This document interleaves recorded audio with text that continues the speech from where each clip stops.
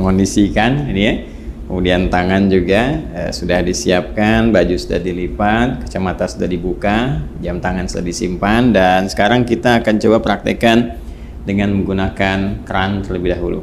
Baik ya. Yang pertama tentunya kita mengonfirmasi keimanan terlebih dahulu, karena panggilan wudhu ingat dibuka dengan panggilan iman.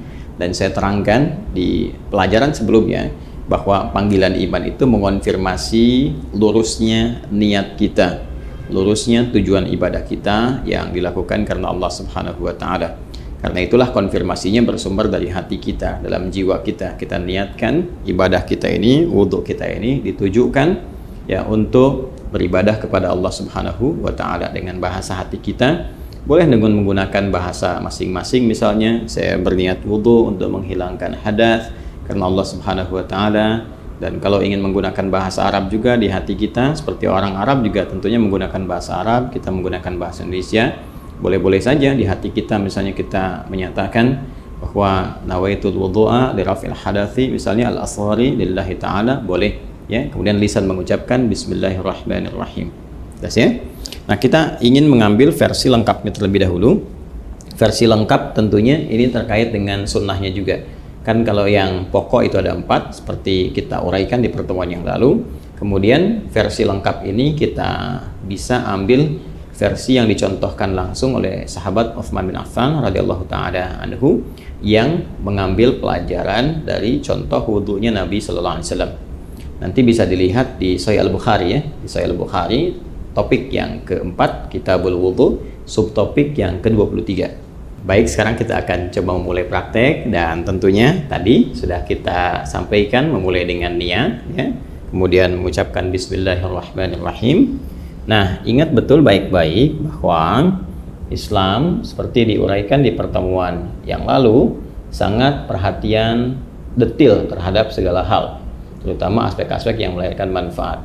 Ini adalah air keran yang menampung aliran air yang masih bersifat murni, mutlak, tahur.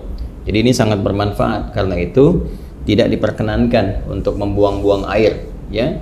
Sekali lagi, tidak diperkenankan membuang-buang air pada keadaan yang tidak semestinya. Itu dalam Islam disebut dengan israf, mubazir ya. Karena itu seperlunya kita keluarkan, kalau menggunakan keran ini seperlunya kita keluarkan, tampung dulu airnya kan. Nah, yang pertama kita gunakan untuk menyela-nyela ya. Bagian pertama kita gunakan untuk menyela-nyela seperti ini, keluar. Tidak usah terlalu besar ya, nggak usah terlalu besar sehingga airnya juga tidak boros ya untuk keluar. Nah, ini kita menyela-nyela dulu, dimulai dari kanan ya. Ingat ya, selalu dimulai dari yang kanan. Nanti di Al-Bukhari ini di subtopik yang ke-31. Jadi kalau kita baca topik yang keempat, Kitabul Wudhu, subtopik 31 itu ada namanya subtopik berjudul Babut Tayammun ya, memulai dengan bagian yang kanan. Selalu kanan didahulukan, kanan dahulukan. Baik ya, jadi kita mulai. Ini kita buka dulu secukupnya kerannya, keluar air. Ulangi ya, tadi sudah kita bismillahirrahmanirrahim, niatkan dalam hati. Kemudian kita menyelai-nyelai seperti ini ya, ini bagian pertama. Nah, lalu yang kiri juga dibersihkan dulu seperti ini ya, sudah ya. Nah, ini sudah dibersihkan.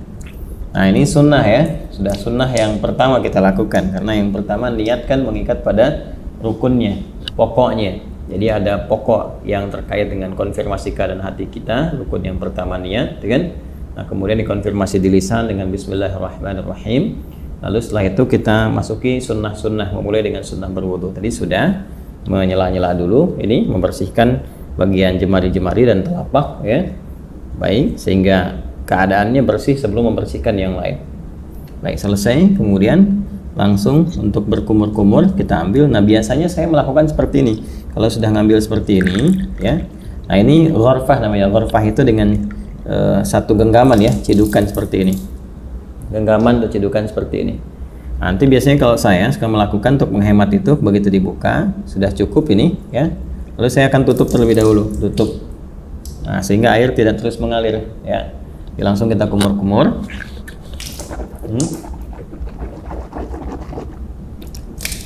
Baik, saya ingin terangkan terlebih dahulu. Di saat mengumur-ngumur itu namanya tamadmad ya, tamadmad. Itu bisa kita lakukan dengan 2-3 pendekatan. Pertama, kumur-kumur terlebih dahulu, ya, kumur-kumur sampai keluar, ya. Kemudian yang kedua juga kumur-kumur, nanti sebagian airnya langsung dihisap, ya, dihisap. Jadi kumur-kumur, sebagian airnya dihisap. Nah, itu yang dihisap itu istinsyak namanya, ya, masuk ke dalam hidung, istinsyak, usahakan agak dalam. Nah, nanti kemudian kita keluarkan disebut istinthar namanya, ya. Ini bagian yang kedua, kumur-kumur, ya. Kemudian yang pertama, yang keduanya itu sambil dihisap, baru nanti istinsyak ini, kalau istinthar dikeluarkan. Ada nanti sedikit saja, bisa tambahan kalau menggunakan siwak, ya, untuk bisa membersihkan itu. Ya, jadi bisa saja kemudian kalau memang tidak ada itu bisa gunakan bagian jari yang dianggap bersih. Ya, tadi kan sudah dibersihkan. Untuk membersihkan kalau ada sisa makanan yang kalau tidak ada siwak dengan kayu tertentu atau sikat gigi, Anda bisa gunakan bagian jari yang dianggap sesuai untuk membersihkan kalau ada sisa makanan di sini yang tidak cukup dengan kumur-kumur. Ya, saya ambil contoh begini misalnya. Ini buka seperti ini, ya. Kalau kita mulai, ya, kita tutup dulu ini, ya, seperti ini.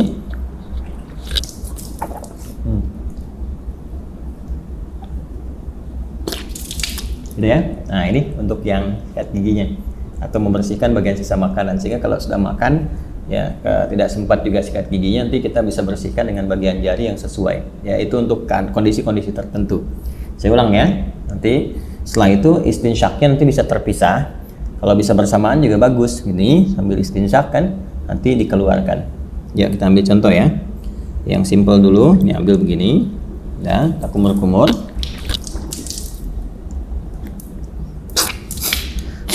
Ya. Nah, baik, kita contohkan, ya, sekali lagi, ya. Jadi teman-teman sekalian bisa, tadi kan sudah, ya, untuk kumur-kumur sambil dibersihkan bagian giginya. Nah, kemudian yang kedua kita ambil untuk maksimalkan istinsyak dengan istintharnya. Jadi kumur-kumur lagi sambil dihirup, ya, ke hidung. Ya, dibuang. Nah, ini bisa berkumur-kumur sambil dihirup, atau kalau mau kumur-kumur dulu, buang, nanti bisa untuk istinsyak dan istintharnya terpisah, ya. Ya, kita ambil misalnya contoh untuk yang kalau terpisah begini, kumur-kumur, ya. Kalau mau dihirup ke hidungnya terpisah, kita ambil lagi, ya kan, seperti ini. Nah, itu, ya.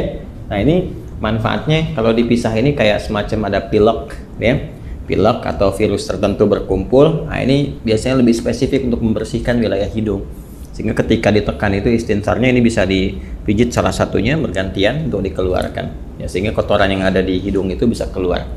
Ya, kalau dalam kondisi normal biasa bisa langsung Anda hisap saja, dihirup, ya, bukan dihirup ke hidung. Jadi sambil kumur-kumur dihirup ke hidung. Jadi bisa dikeluarkan secara bersamaan atau di hidung terlebih dahulu bisa. Karena tidak ada aturan spesifik mana yang didahulukan.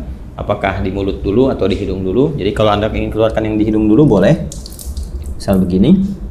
Ya. Nah, kurang lebih demikian, ya.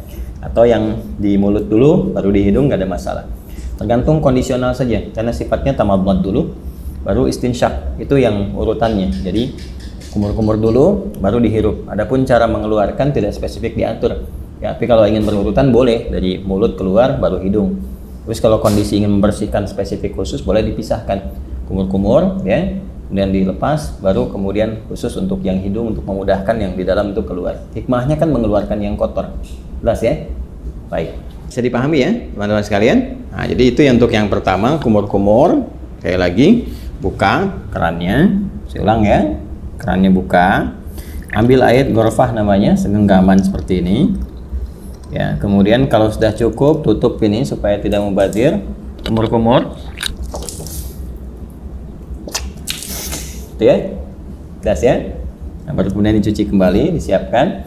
Nah, ini kalau sekali cukup sudah. Kalau diperlukan 2 kali, 2 kali, 3 kali, 3 kali, ya.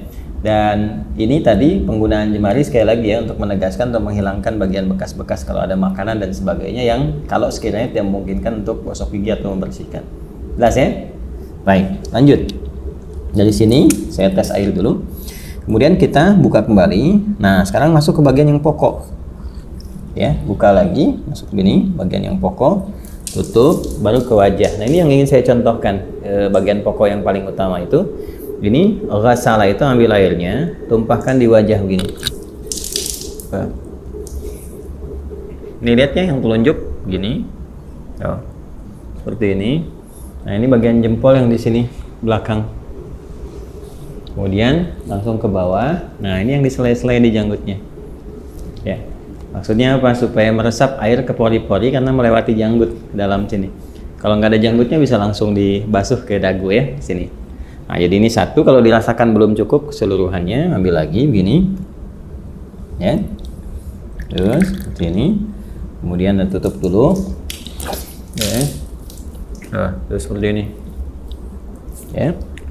Saya kira 2 kali juga bisa cukup ya. Seperti ini. Ya. Nah, ini nanti ada versi yang sekali itu versinya Ibnu Abbas radhiyallahu taala anhuma yang menyontoh praktek Nabi yang pernah menggunakan sekali. Itu kalau di Al-Bukhari, subtopik yang ke-21, marratan ya.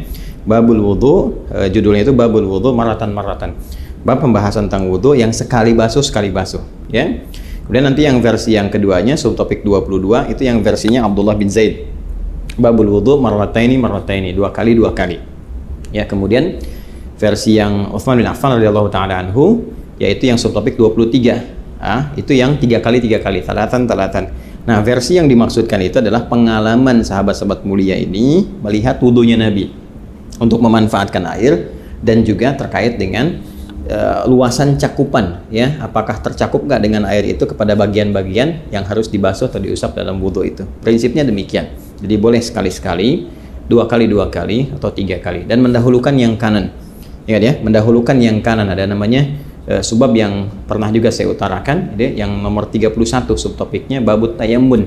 Ya, tentang tayammun ketika Nabi mengajarkan Ummu Atiyah radhiyallahu taala anha bagaimana mendahulukan yang kanan. Jadi kanan dulu baru kemudian kiri. Nah, ini tentang kanan dulu kemudian yang kiri juga akan masuk setelah ini. Ya, setelah kemudian wajah selesai, baru tangan sampai siku. Ini kita ambil lagi. Ya, wajah selesai, tangan sampai siku, kumpulkan seperti ini airnya. Nah, teman-teman sekalian, ini ya. Kemudian tumpahkan di tangan ini, ya, sampai siku ke sini. Nah, lalu ke sini depan. Nah, terus sampai ke sini, ya. Nah, ratakan seperti ini. Jelas ya? Nah, kalau dirasakan belum cukup, rata, buka lagi airnya. Ya. Nah, dianggap cukup, ditumpahkan, tutup dulu seperti ini. Nah, nanti bisa dari depan begini, ya. Kemudian ke belakang bisa seperti ini. Yang fleksibel saja. Penting airnya ditumpahkan, bisa ke sini dulu, bisa ke sini dulu. Ya, tadi kan saya mulai dari belakang itu seperti ini, ke depan. Kemudian yang kedua saya mulai dari depan untuk meratakan, ya. Seperti ini. Jelas ya? Nah, kemudian setelah itu ke yang kiri, itu yang dibuka lagi. Nah, tutup seperti ini, ya. Ini boleh fleksibel. Dari mana mulainya? Yang penting dari depan sini ke bagian siku. Ya, nah kurang lebih seperti ini. Ya, kalau mau kita samakan, kalau kanan 2 kali, kiri 2 kali juga ya. Untuk bisa menyeimbangkan, menyamakan seperti ini. Tumpahkan, ya, pas ya. Baik. Nah, ini suasana malam kita prakteknya, jadi diiringi dengan sekuteng yang lewat. Jadi ya, teman-teman. Saya, nah selesai. Kemudian mengusap kepala, bukan rambut, ya. Karena kepala, ingat bagian mengusap itu ambil. Nah, ini kan dipercikan nih, ya. Dipercikan seperti ini, tuh ya.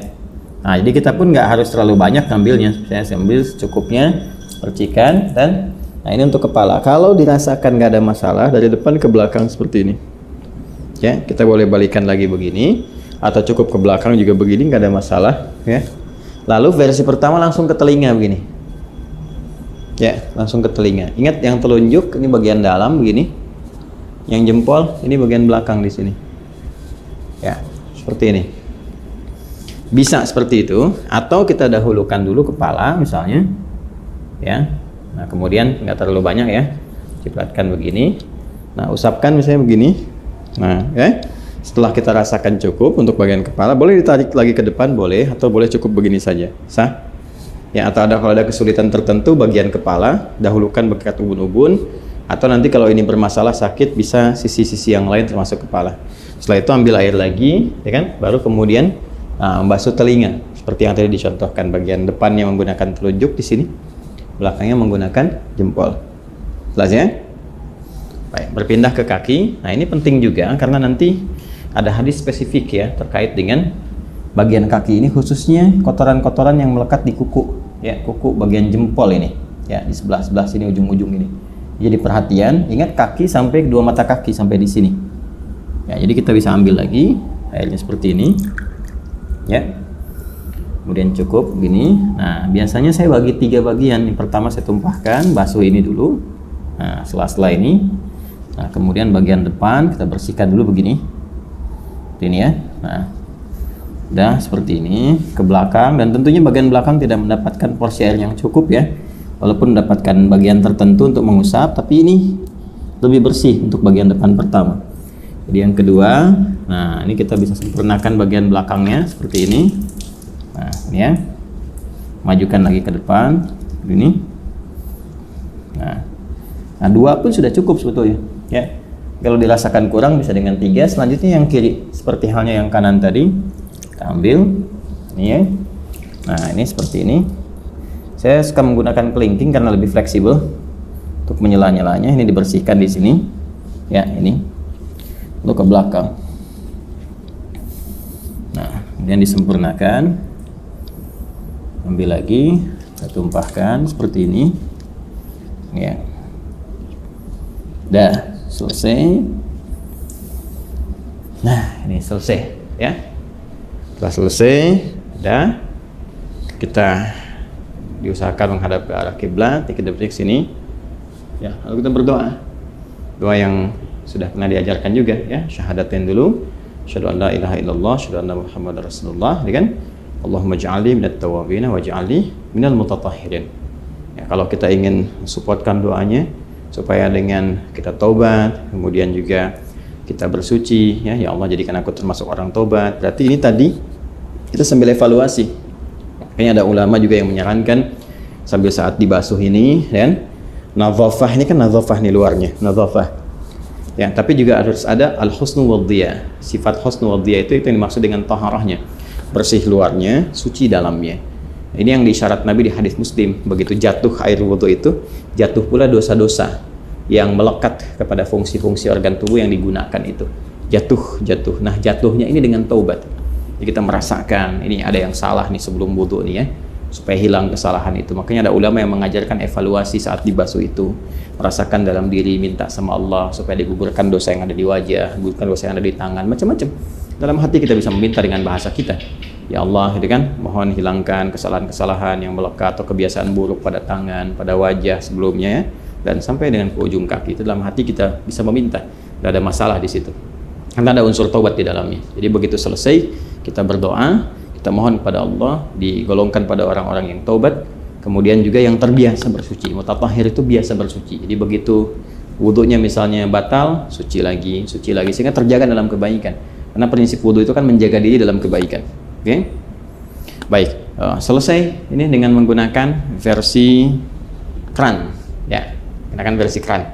Nah, sekarang kita akan mencoba menggunakan versi bejana. Nah, di sini ada gayung ya. Kita akan coba gunakan gayung ini. Sebetulnya kalau kita bersandar pada tadi ya, jumlah volume air yang kita gunakan saat menggunakan kran itu kan sebetulnya nggak banyak. Ya, kalau ada di minuman kemasan dengan bentuk kayak gelas itu sekitar 250 mili ya, itu kan kurang lebih segitulah ya, nggak terlalu banyak yang kita gunakan seperti tadi disampaikan. Jadi kalau kita tampung dengan gayung pun kurang lebih, bismillah ya, ini habis cukupnya. Udah harus penuh juga, mungkin kita ambil setengahnya segini cukup ya, setengahnya begini cukup ya, tergantung keadaan kitanya. Nah, ini kalau pakai gayung, kalau di atas nanti jatuhnya terlalu tinggi, jadi saya turunkan ke bawah untuk menyontohkan. Misalnya di sini, ya paling gampang ya seperti ini. Ya, jadi kan sudah keadaan jongkok. Kalau di Timur Tengah kan ada, atau tidak yang Timur Tengah, saya kadang-kadang di beberapa negara atau beberapa tempat di Indonesia juga kadang-kadang ada suka pakai dudukan tuh. Ya, jadi kita bisa sambil duduk. Nah, ini kalau seperti ini pakai bejana, kurang lebih disimpan seperti ini. Jadi kalau bejananya lebar nanti bisa sambil diambil seperti ini, ya kan? Nah, tapi dengan catatan juga nanti tidak ada sisa-sisa air yang terlalu banyak yang melekat di lengan, ya, khususnya di telapak ini, sehingga mencampur kepada yang sudah ada. Jadi amannya, kalau mau aman, apalagi dengan kondisi seperti ini, kita tuangkan seperti ini. Ya, jelas ya. Ini bagian pertama. Nah, terus kemudian seperti ini. So, nah ini lebih hemat nih digunakannya. Itu satu, ya, sudah selesai. Nah, kita ambil versi yang sekali, ya kan? Nah, kemudian dari sini ambil lagi, kan? Nah, ini ya. Nah, ini kumur-kumur. Ya, kalau dirasakan belum cukup, ada yang sekali, 2 kali. Seperti tadi saya contohkan, nggak ada bedanya dengan yang pertama. Kemudian ngambil lagi gini, ya. Nah, ini sama persis teman-teman sekalian, nggak ada bedanya dengan yang pertama tadi. Kita wajar. Ini, ya, seperti ini. Tuh, ya, seperti tadi ya, diulang. Kemudian selanjutnya untuk tangan seperti ini, ya, baik dari depan, dari belakang, yang penting dimulai dari sini, ya, sampai ke siku. Nah, yang kanan sudah, kita gunakan bagian yang kirinya, ya, sama saja seperti yang saya contohkan tadi. Kita ambil dulu, ya. Nah, ini ambil, kemudian paskan dulu gayungnya, karena ini kan nggak rata di sininya ya, teman-teman. Kalau kita mau pindahkan sini juga boleh sebetulnya, nggak ada masalah, ya. Nah, kemudian jatuhkan di sini. Nah, seperti ini ya. Baik, ayo cari pijakan biar aman, biar nggak tumpah atau seperti kayak gini kan agak susah jaga keseimbangannya. Nah, kemudian seperti ini, ya, dicipratkan sedikit. Kemudian kepala balikan kembali, atau tidak sama sekali ke sini, nggak ada masalah. Ke telinga seperti ini. Nah, ya, kurang lebih seperti itu. Kalau ini ada sedikit di bawah kita, maka kita harus agak naik untuk membasuh kaki, ya, seperti ini. Nah, kita naikkan gini, ya, seperti yang tadi pertama. Ini. Baik, kemudian diambil lagi, ya, seperti ini, ke belakang untuk meratakan. Dia 2 kali ya, teman-teman sekalian ya. Ya, kemudian pakai yang kirinya seperti ini, seperti yang dicontohkan di awal tadi. Setelah itu kita ambil lagi sekali lagi. Nah, jadi seperti ini ya.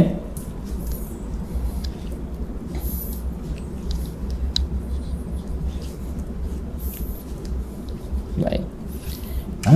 Selesai 2 versi ini, dan masya Allah tuh masih bersisa. Artinya kan sebetulnya nggak butuh banyak gitu airnya, ya, nggak butuh banyak. Ini tinggal kita berdoa. Setelah itu seperti tadi disampaikan. Jadi kurang lebih seperti itu contoh yang bisa kita tunjukkan. Dimulai dari awal, kemudian mengondisikan dulu, ya, kerannya seperti apa yang bisa digunakan. Jangan mubadir, bersiap-siap. Kalau saya suka membiasakan, karena ini hadapnya ke kiblat nih. Ini kan arahnya ke kiblat nih. Saya suka membiasakan kalau ada aktivitas, terutama terkait ibadah, cari yang kira-kira posisinya ketika dikerjakan menghadap ke arah kiblat. Itu hanya kebiasaan saja, dan tidak harus demikian. Tapi kalau bisa dikerjakan, ya itu lebih bagus ya. Kecuali kalau sholat jelas. Sholat menghadap ke arah kiblat, kemudian baca Quran sunnahnya menghadap ke arah kiblat, ya. Hanya dalam wudhu kan posisi keran bisa beda-beda. Tapi biasanya saya selalu mencari yang kira-kira menghadap ke arah kiblat untuk menjaga saja kondisi itu. Ini yang kita bisa tunjukkan. Kemudian selanjutnya tadi sudah mengondisikan, lalu mulai berniat, ya, dan dimulai nanti dari mulai sunnah sampai ke pokok-pokoknya sampai yang terakhir, dan dilakukan dengan tertib. Nggak boleh lompat-lompat, ya, terus dijaga, jangan sambil juga diskusi, ngobrol sama teman-teman dan sebagainya, tidak, supaya bisa fokus dalam berwudu dengan suasana batin yang nyaman. Kalau ini kan saya mencontohkan, contoh, bukan dalam praktek yang sesungguhnya dikerjakan untuk kepentingan tertentu ibadah, tapi ini untuk kepentingan edukasi bagi teman-teman sehingga mempraktekkan setiap tahapan-tahapannya seperti yang kita pelajari. Jadi itu prakteknya, dan telah selesai kita tunjukkan. Alhamdulillah di suasana pagi, ya atau subuh menjelang pagi teman-teman bisa belajar, dan saya mengambil video ini malam-malam nih setelah tugas, malam-malam langsung ke masjid dan kita praktekkan sehingga suasananya cukup berbeda. Ya alhamdulillah bisa direkam dengan cukup baik dan sekarang kita pelajari bersama. Saya kira itu yang bisa disampaikan. Terima kasih atas perhatian teman-teman semuanya. Semoga bermanfaat pelajaran kita kali ini, dan lebih daripada itu semoga semuanya diridhai oleh Allah Subhanahu wa taala. Sekali lagi terima kasih atas perhatiannya. Silahkan dicoba untuk dipahami, dipraktekkan baik-baik, dan hal-hal yang terkait dengan pendalaman kita insya Allah bahas di sesi Zoom ya. Misalnya tentang bagaimana menggunakan di satu bejana untuk penggunaan oleh 2 atau 3 orang atau lebih misalnya. Kemudian juga kapan posisi bersiwak kalau dalam berwudu, kalau ada kayu siwaknya misalnya, ya apakah posisinya sebelum sholatnya atau dalam wudunya atau setelahnya. Nah, itu kita bisa diuraikan di kesempatan-kesempatan dalam sesi pendalaman. Yang tadi yang saya tunjukkan adalah keumuman yang bisa dipraktekkan oleh siapapun, yang tidak ada beda antara laki-laki dengan perempuan. Demikian, semoga Allah merahmati. Subhanakallahumma bihamdika asyhadu an la ilaha illa anta astaghfiruka wa atubu ilaik. Assalamualaikum warahmatullahi wabarakatuh.